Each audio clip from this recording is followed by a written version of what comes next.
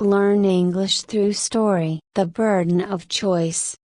In the year 1866, in a vibrant coastal town, lived a man named William Ashford, a respected doctor. William was known for his medical skills and compassionate nature. His practice was thriving, and he was beloved by the townsfolk. However, behind his confident exterior lay a restless soul grappling with the weight of his choices. William had always believed in the sanctity of life, vowing to do everything in his power to save his patients. But as he dedicated himself to his work, he found himself increasingly burdened by the harsh realities of medicine. The more lives he saved, the more he was faced with the fragility of existence. One evening, after a long day at the clinic, William returned home to his wife, Margaret. She was sitting by the fireplace,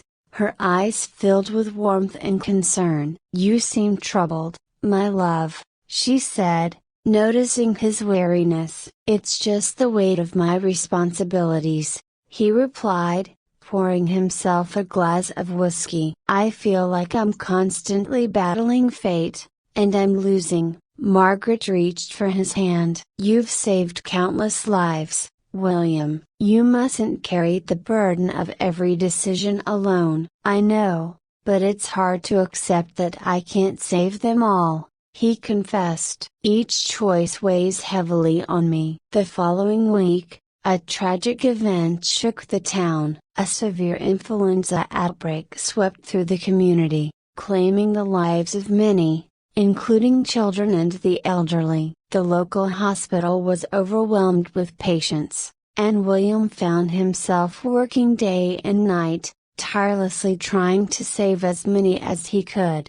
One night, as he prepared to leave the hospital, a distraught mother rushed in, clutching her feverish daughter. "Please, doctor, you must help her," she cried, tears streaming down her face. William examined the girl, recognizing the severity of her condition. "I will do everything I can," he assured the mother, but deep down, he feared the worst. As he worked feverishly, he couldn't shake the feeling that time was slipping away. Days turned into nights, and despite his best efforts, the girl succumbed to the illness. William felt the crushing weight of failure. He was consumed by guilt, questioning every decision he had made leading up to that moment. Why hadn't he acted sooner? Could he have done something differently? The following days were filled with anguish. William was haunted by the mother's cries,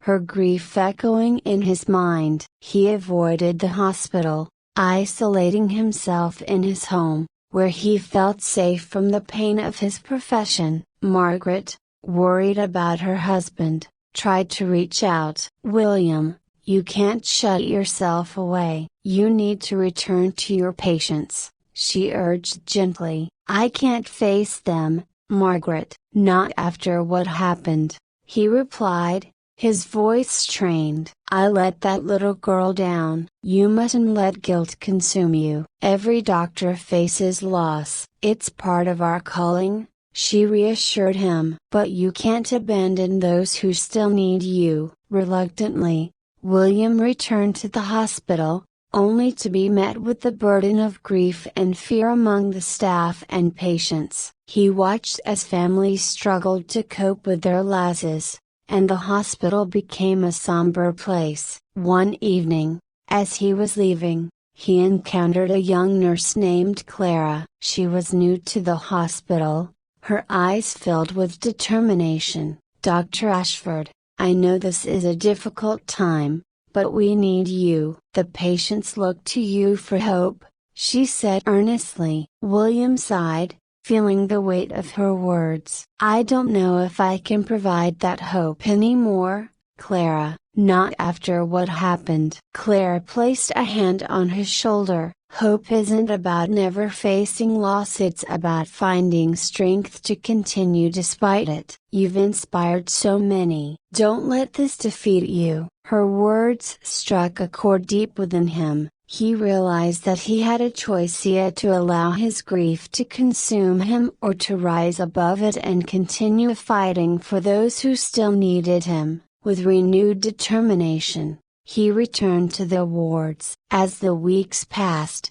William poured himself into his work. He supported families through their grief, offering not only medical care but also a listening ear. He began to understand that healing extended beyond physical ailments. It included emotional support, compassion, and community. One day, while treating a young boy named Samuel, William discovered a special bond forming between them. Samuel had been a patient for weeks, and his spirit remained unbroken despite the illness. The boy's laughter and resilience reminded William of the beauty of life, even in the darkest times. "Dr. Ashford, do you think I'll be able to go home soon?" Samuel asked, his eyes bright with hope. William smiled, feeling a flicker of joy in his heart. "I believe you will, Samuel. You're one of the strongest kids I know." As their relationship grew,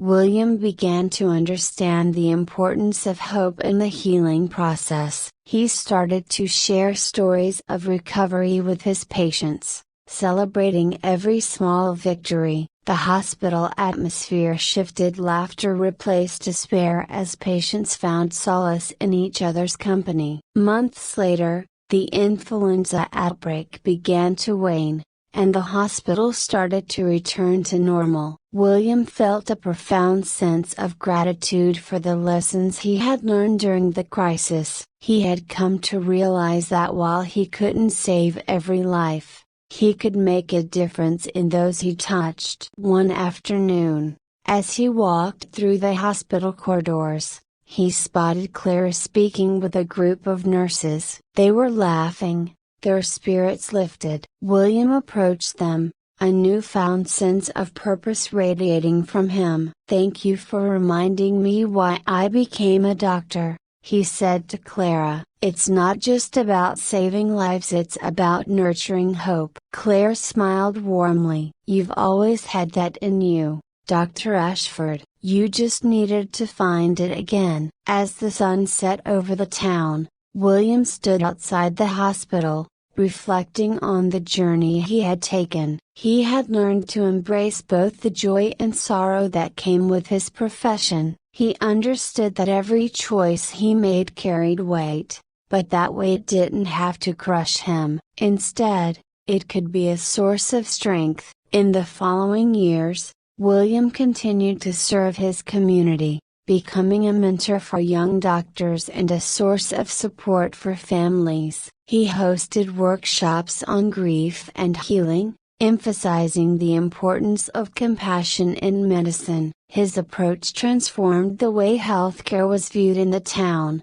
creating a network of support for those in need. One day, as he prepared for a community gathering, Samuel, now a young teenager, approached him. "Dr. Ashford, I wanted to thank you for everything you did for me when I was sick," he said, sincerity shining in his eyes. William knelt to meet Samuel at eye level. "You taught me just as much, Samuel. Your courage inspired me to become a better doctor." Samuel smiled, and William felt a rush of pride.